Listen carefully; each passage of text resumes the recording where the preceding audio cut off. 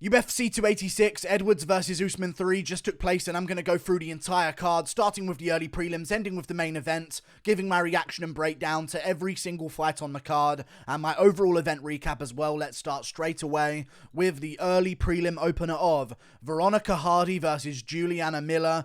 Veronica Hardy won the fight every single round, ended up in top position.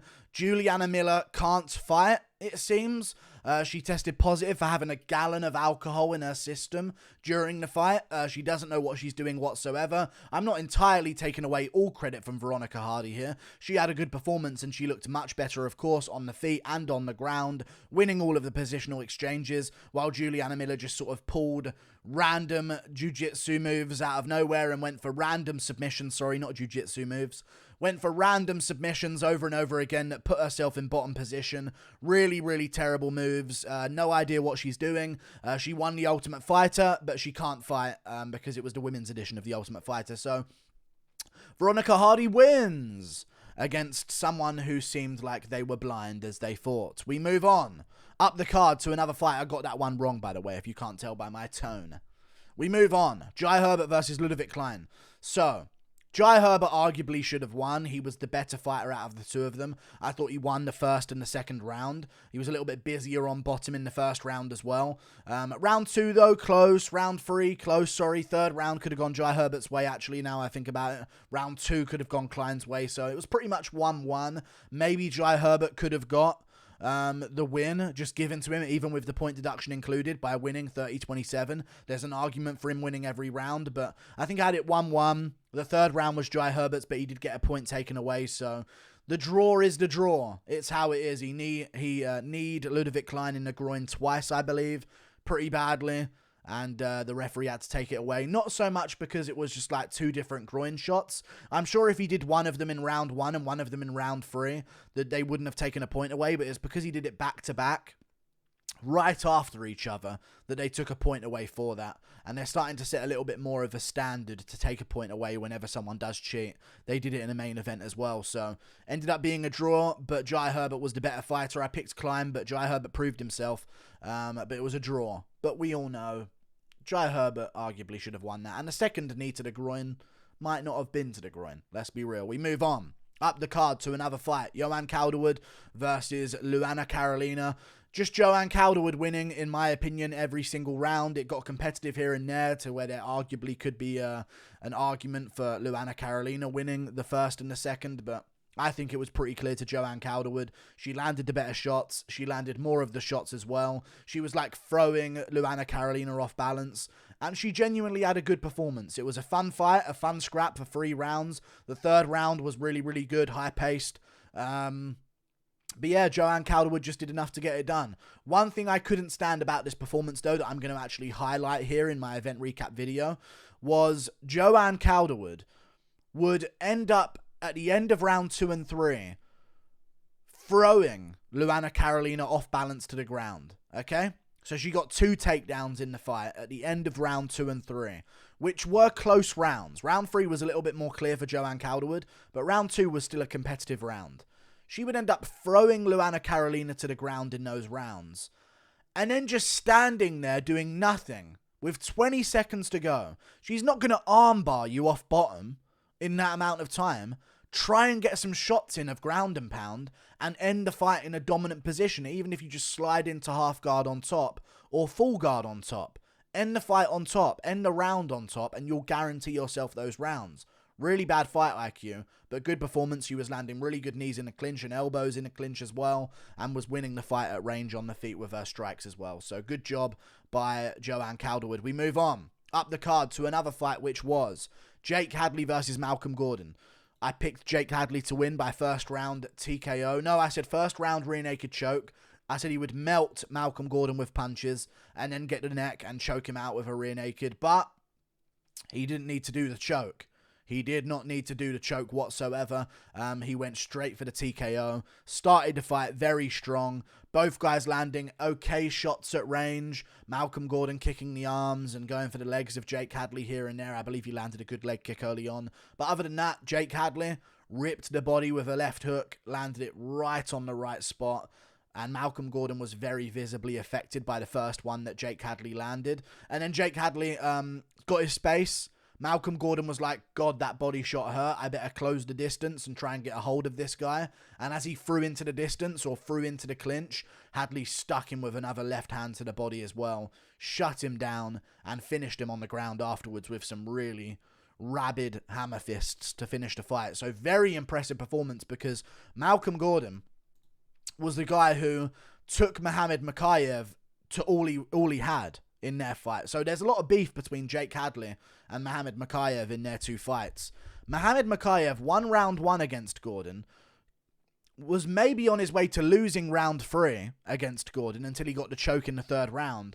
And round 2 was competitive, and there were moments back and forth. So, you know, Mokaev got the finish when he needed a finish to make sure that he won. He could have won by decision anyway. I'm not saying that he was losing and then won, but he secured himself the win with that finish, whereas Hadley just smoked Gordon with ease. So it tells you the difference between the two of them in styles, not skill. Of course, who knows how a matchup between them would go. Hopefully we find out before their careers are done, because that beef goes back, if you know about it in the UK scene, that beef goes back, I want to say that beef goes back to about 2017, maybe 2016. They've constantly been going at each other non-stop. So great win by Jake Hadley. Good on the mic afterwards. Good little walk that he does around the cage. A little bit of personality to him. Good to see flyweights get a bit of name value on the come up nowadays. We move on to another matchup up the card, which is Christian Duncan versus Dusko Todorovic. I went with Christian Duncan to win this fight. I thought he was just going to be way too much for Dusko Todorovic. And to be fair, at first he was landing more leg kicks at range on Dusko Todorovic, winning in the clinch by landing knees to the body on Dusko as well.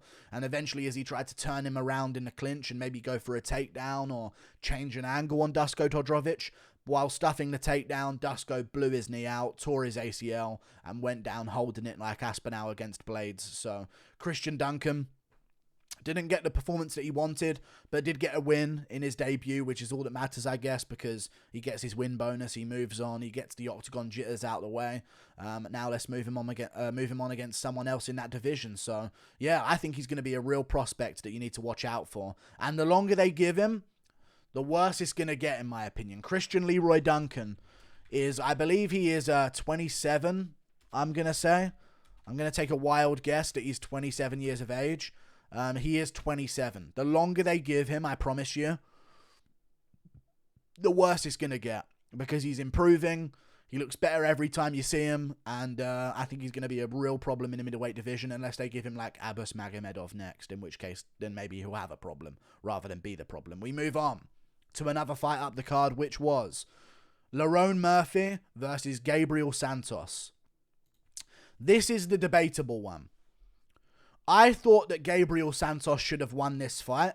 I thought that he won the first round. I don't think there's much argument that he won the first round.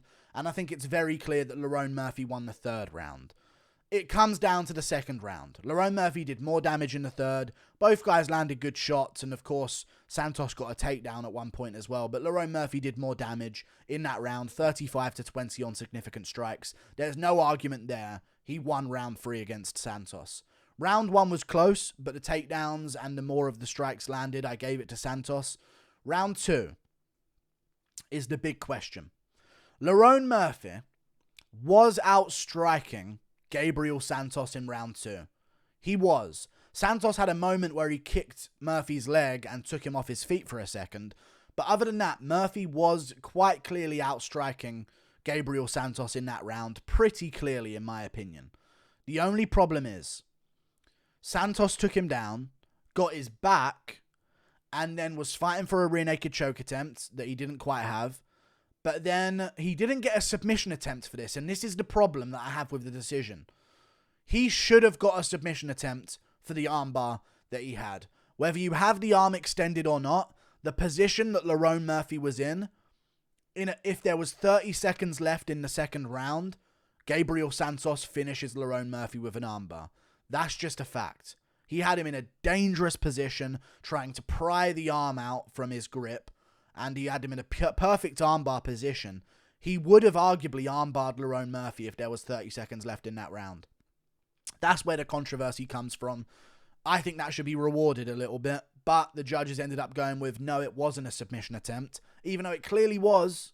You don't have to have a submission in and done for it to be a submission attempt. Otherwise, there's no submission attempts unless someone refuses to tap and get something broken, like Mokaev did, which we'll talk about in a second.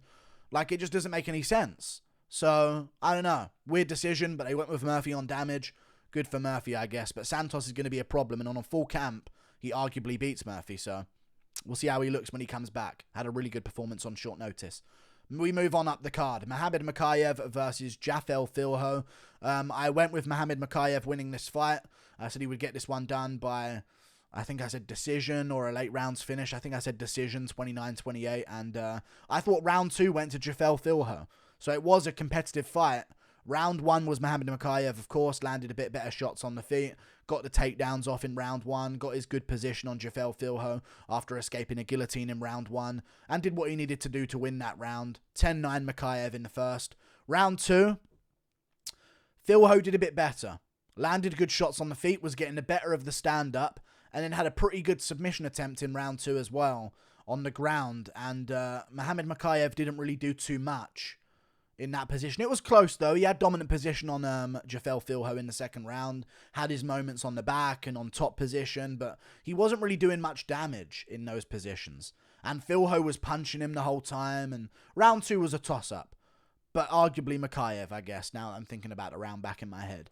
Round 3, Filho was on his way to finishing the fight. Let's just say it how it is. Not much on the feet. Both guys get their positional control. Filho gets a knee bar that is so in. It's such a joke that Mokaev didn't tap to that. He's such a savage, tough man for not tapping to that knee bar because it was in. It was getting fully extended. You could see his leg being destroyed by this knee bar attempt from Jafel Filho. It was in. And I'm sure Jafel Filho was like, I've got him. This is a knee bar. I've got him, obviously. I'm destroying this guy's leg. I'm going to win this fight. There's no way he's about to tap any second. But Mokaev literally looked at the ref and went, no, I'm not tapping. Let this guy destroy my leg. Which is going to leave him out of the octagon for a very long time to recover with that, which is the bad side of it. But, yeah, Mohamed Mokaev toughed out the leg lock or the knee bar. Ended up getting back on top of Jafel Filho, staying in the grappling because if he would have stood up and separated, he might have got finished on the feet on one leg. You never know how that would have turned out. So he stayed in the grappling and tried to stay on top, which was very smart of him. And eventually Filho gave up his neck and tapped because I'm sure he just thought, I've got it, I'm done, I've won. Adrenaline dump, Mokaev's still in there, and he's on your neck. Time to tap. Very good job by Mohamed Mokaev. Got the job done with a finish in the third round. Very savage of him, but I will say this. This is the third time in a row I've been very unimpressed with his performance. I know he's Dagestani, and I know there's a lot of hype behind him, and I know I'm not going to get a lot of death threats from his fans for this because they're so tolerant as a people. After the debut, he has looked subpar in a lot of his performances against not very good competition. Charles Johnson just lost to Ode Osborne. Weird decision, whatever, but Mokaev edged out that fight barely by using his takedowns over and over again. If you look at the total strikes, Johnson over-doubled him. You know what I mean? But he won that fight based on his constant grappling and constant takedowns, but he couldn't get anything from them, which was a problem, and he didn't do much on the feet either.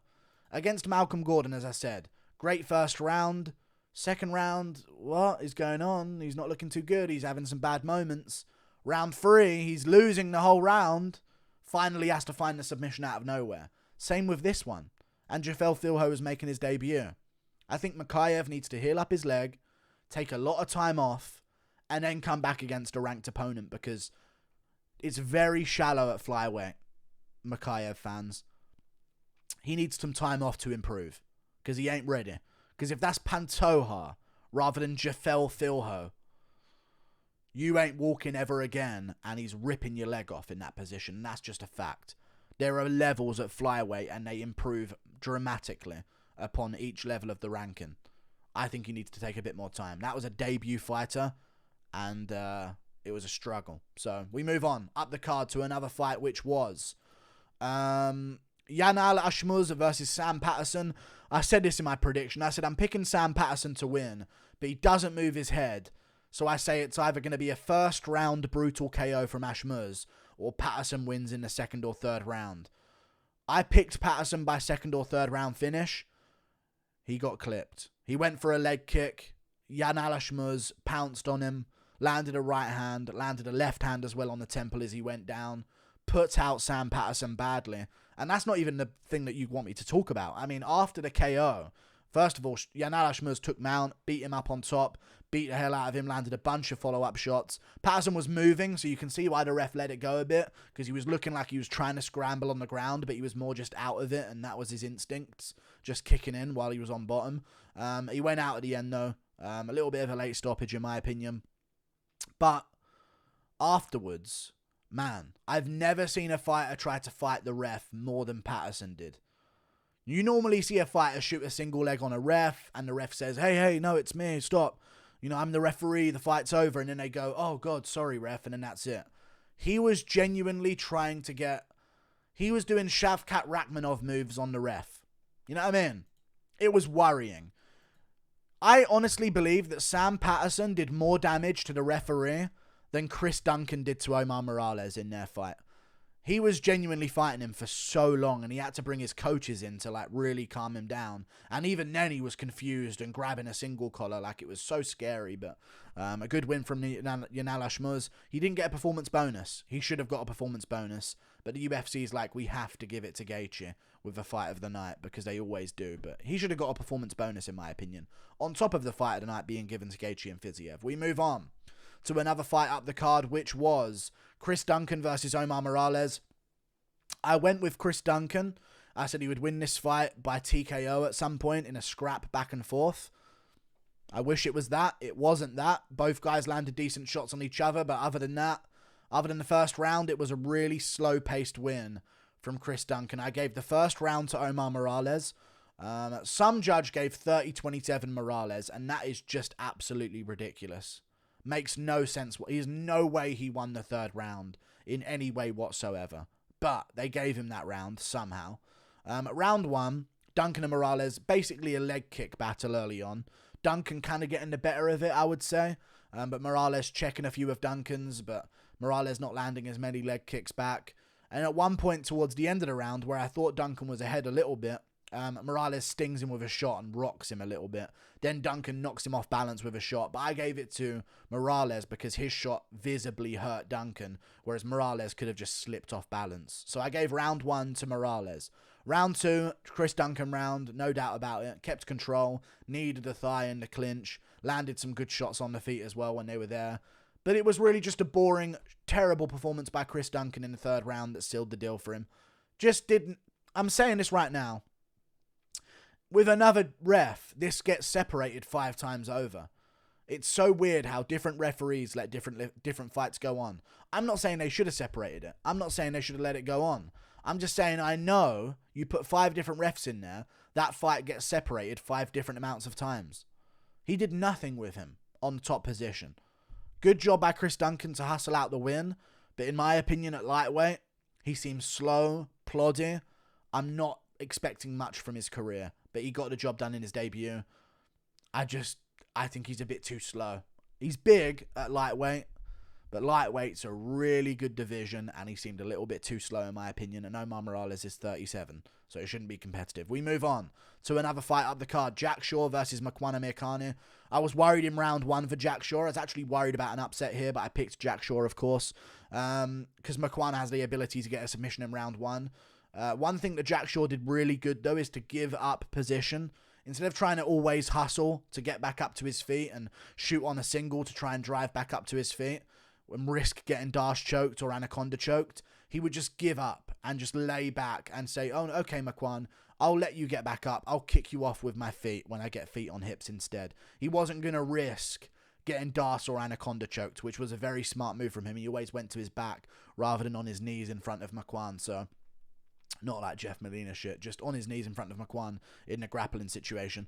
But Jack Shaw came back in round two. Very, very big. And I'm telling you this right now, Makwan Amirkhani, no matter what he does, there must be something going on genetically. Dude has 4 minutes of cardio. Even at the end of round 1, he was breathing heavy and struggling to get up and breathing on his stool. He has no cardio. There's no way around it, Makwan Amirkhani. You must be cut from the UFC because clearly you're not trying as hard as everyone else. You either get a submission in the first round or you lose. That's just what it is with you in your career. That's what it is with you. You get a sub in the first round, and if you don't get it, you're completely exhausted and you immediately lose. You can't be getting exhausted at featherweight in a round of action when we see featherweights at the top end go 5 rounds hard. They go 5 rounds, crazy rounds back to back to back at a crazy pace. You are a grappler, and you can't grapple for more than 5 minutes. It's crazy. Jack Shaw eventually gets good position, starts beating up Makwan Amirkhani on the feet, and gets the mount, and then turns it into a rear naked choke finish towards the end of the fight. Very good from Jack Shaw. That's what happened. We move on to another fight up the card, which was Marvin Vettori versus Roman Dolidze. This is going to be a long event recap video, but I got a lot to say. Marvin Vettori, I thought he won. I thought he won the fight. A lot of people are saying Roman Dolidze won. I'm going to say one thing. Open your eyes and watch closely. Don't just glance at the screen and start giving opinions over who won a fight. Marvin Vettori outlanded Roman Dolidze, hear me out, 38-29 in round 1, 28-16 in round 2, and 40-26 in round 3. He outlanded Dolidze every single round, to the head, to the body, and chopped up his legs the entire fight long. Dolidze threw a right hand every single round, over and over again, and it landed about, I want to say, what was his accuracy? 40%, 32%, 36%? Exactly. It landed less than half of the time. And people at home there, and people in the crowd that were booing Vettori, are seeing this right hand. Oh my God, he's landing this right hand over and over again. He's swarming him. He's missing nearly all of the shots. He's landing on Vettori's arm. He's landed on Vettori's shoulder. He's landed on Vettori's glove. His forearm is hitting Vettori rather than his fist. Vettori did the cleaner work, landed the more effective shots. Vettori wins. I know Dolidze landed good shots as well. Dude's too one-dimensional. Non-stop through a right hand over and over. Vettori hasn't improved. He looked exactly the same except for some more leg kicks, which looked good. I guess that's what he learned at Tiger Muay Thai, to incorporate leg kicks into his game a little bit better, which is good for him. Might improve him in the future, but again, middleweights are just really, really bad at fighting, and that's what you can expect. Very simple stuff from them, and Vettori got the win by decision. I think it's not a robbery. I think Dolidze needs to start landing his right hand a bit more, and people need to start watching a bit closer. We move on. Jennifer Maia versus Casey O'Neill. Jennifer Maia won arguably every round. Could have won just 2 rounds. She won the fight unanimously across the board. Landed the more effective shots in round 1 and 2, and 3 as well. She just kept landing the better shots. Casey O'Neill was the one pressuring, so I guess that's why there could have been an argument for her to win. But Jennifer Maia had crisper boxing. I picked her as the underdog to win this fight. She won this fight as the underdog, and she looked really good as she did it. Really crisp boxing, much better than Casey O'Neill's. Casey O'Neill couldn't get a takedown. Jennifer Maia couldn't take down Casey O'Neill, so that was sort of nullified. It just ended up being a stand-up fight. But at the end of the day, Jennifer Maia landed better shots in combination, did the visible damage on Casey O'Neill. Landed more of the shots in certain moments as well in rounds 1 and 2, especially round 3 was even on strikes. But yeah, Jennifer Maia won, in my opinion, very clearly. Just exposed Casey O'Neill's boxing, although Casey O'Neill was tough, and it was a wild fight that was quite fun, to be fair. Good job, Jennifer Maia. We move on. Up the card, Gunnar Nelson versus Bryan Barberena. I went with Gunnar Nelson by decision. I said he would get position, but he wouldn't be able to submit Bryan Barberena because I doubted Bryan Barberena would give up his back. And that's actually what costed Bryan Barberena the win. He was so okay being mounted and being put in half guard on bottom at certain moments. It's like, as long as I don't give up my back, I'm fine. Gunnar will find another way to submit you if you're not going to give him what he wants. And he found that at the very end of the first round. Took the armbar from Mount. I saw it coming a mile away. Both guys landed decent shots on the feet against each other. Bryan Barberena landed a really nice calf kick early on, which works against Gunnar because Gunnar has a really wide karate stance. So he chopped at the calf of Gunnar Nelson early. Gunnar landed some good knees in the clinch when he got double underhooks. He was looking for the inside trip, the outside trip. Couldn't quite find it because he took a little bit too long. And Barberena kind of caught on to what he was doing. But eventually he picked him up with a single leg and dunked him. And from there, he just sort of slowly, methodically got into good position and found himself the armbar finish. I saw the armbar coming as well because Brian Barberena was protecting against elbows. And he was giving his arm to Gunnar Nelson in those positions.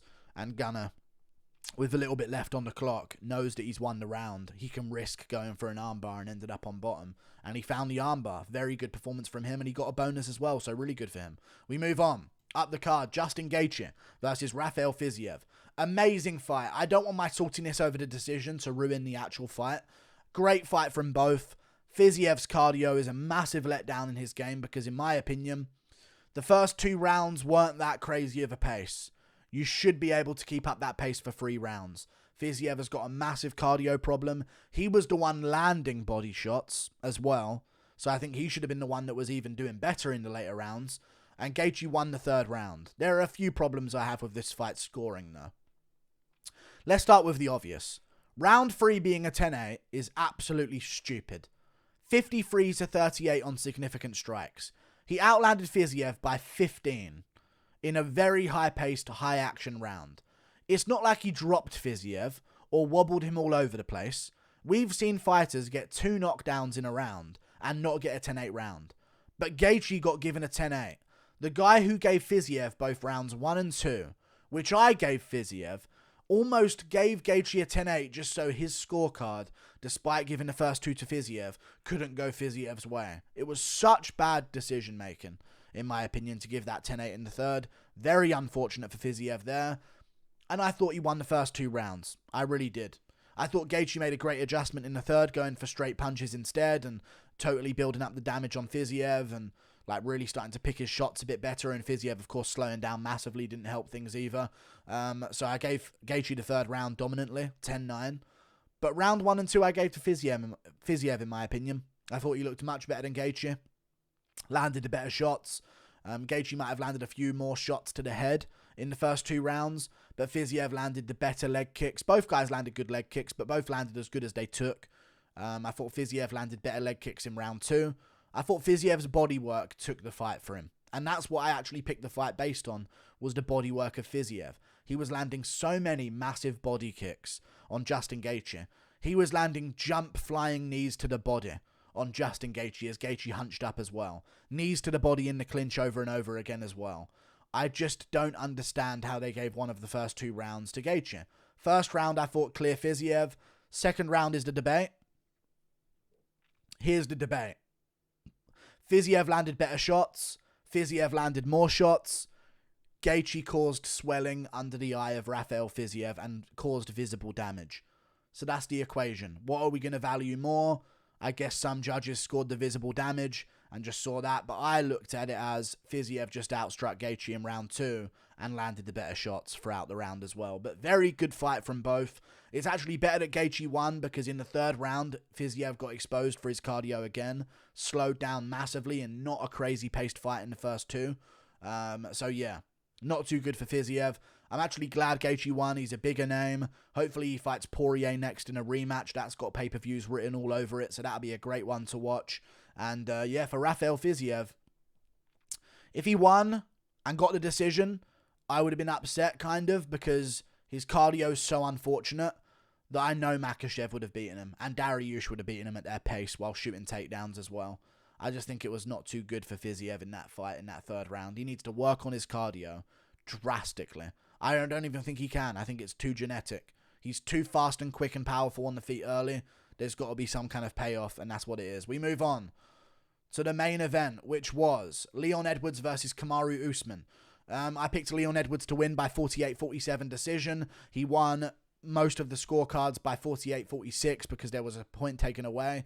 I've given my opinion on this fight. I've given a full fight breakdown of this and gone in detail about every single round. I thought Leon Edwards won rounds 1, 2, 3. I thought Leon Edwards won rounds 1, 3, 4, and 5. Round 2 is genuinely a swing round that I can't decide who won. Usman landed more with the body shots when Edwards shot a takedown. He got a takedown on Edwards and landed some punches as Edwards got back up to his feet. he also got rocked in that round by Edwards, and Edwards outstruck him on the feet at range early on. So it's what do you go with? Edwards rocking him and outstriking him at range, or Usman's barrages in those short moments and a takedown? I don't know. You can give that round either way, in all honesty. I think the main confusion over who this fight was scored to comes from round 3. Round 1 was clear Edwards. Round 4, clear Edwards. Round 5, clear Edwards. No debate in any of those rounds. And I'm telling you, if anyone's telling you that Usman should have won, they're wrong. Their argument is that Usman should have got a draw. That's their only argument that they can have. Round 3.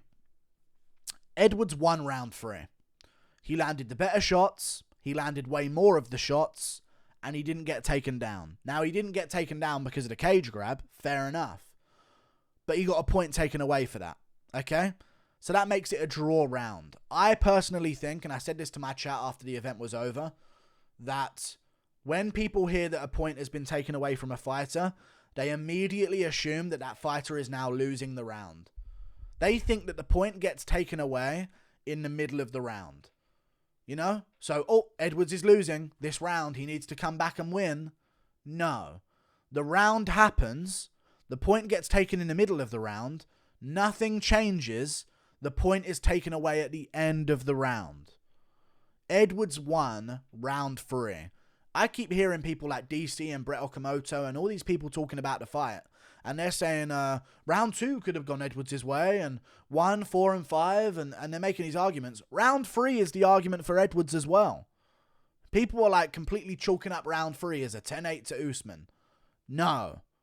Edwards won round 3. Landed body kicks, leg kicks, and good punches as well, and good shots with elbows and knees in the clinch. Usman landed good shots as well, but he did not win round 3 just because a point got taken away from Edwards. That was a draw round. So I had it round 1 Edwards, round 2 either way. I gave it Usman the benefit of the doubt. 3 was a draw round, 4 was Edwards, 5 was Edwards. And in all honesty, he ran a clinic on Usman. Fair play, he cheated, but he got a point deducted for that. It's not like he got away with cheating like Usman has done for all of his title defenses. I noticed Usman's fans are really going after Edwards for cheating. Like Usman doesn't cage grab most of every other fight that he has. They're real quiet when Usman does it, but when Edwards does it, all of a sudden it's a massive problem, even though Usman gets away with it and Edwards gets a point taken away. Either way, Edwards ran a clinic on Usman, chopped up his legs, as I said he would, went to the body, as I said he would, and he broke Usman. People were saying, Usman looked off, man. He looks really bad. It must have been the injury. Usman looked bad because his legs got destroyed in this fight. And no one's been able to do that to him because they're worried about takedowns. Edwards can get back up. He can stuff the takedowns as well. And that's why he's able to throw those leg kicks at range. My man, Leon Edwards. I picked him to win this way in the second fight. He got the head kick at the end after a bad performance because of the altitude on his worst night, in my opinion. And I picked him to win the same way this fight. This is how the second fight would have gone, in my opinion, if he never had altitude problems and didn't have problems in that fight with a lot of the mistakes that were made. Very good performance by Leon Edwards. Extremely good from him. Extremely good. Chopped at the legs, chopped at the body, landed good shots on the feet, and Usman didn't really have an answer. And dare I say, Usman looked frantic at the end of the fight to try and get a finish. He knew he lost, I think. In round 5, he was charging Edwards, swinging recklessly like an absolute idiot with no technique, trying to catch Edwards. He knew he was behind and needed that 5th round at least. And Edwards took the 5th by landing better shots and out-hustling Usman. Like and subscribe. Thank you for watching. I believe I went... Let me give a quick count up of how I went on the card. 0-1, 0, 0-1-1, 1-1-1, 2-1-1, 3-1-1, 4-1-1, 5-1-1, 5-2-1, 6-2-1, sorry. 1, 2, no. 0-1-1, 0-1, 0-1-1, 1-1-1, 2-1-1, 3-1-1, 4-1-1, 5-1-1, 5-2-1, 6-2-1, 7-2-1, 8-2-1, 9-2-1, 10-2-1, 10-3-1, 11-3-1 on the card. And I got 2 underdogs as well in Jennifer Maia and Leon Edwards. Thank you for watching. Toodle Pip. I'll see you later. We got a main event. The blood clot and a thing.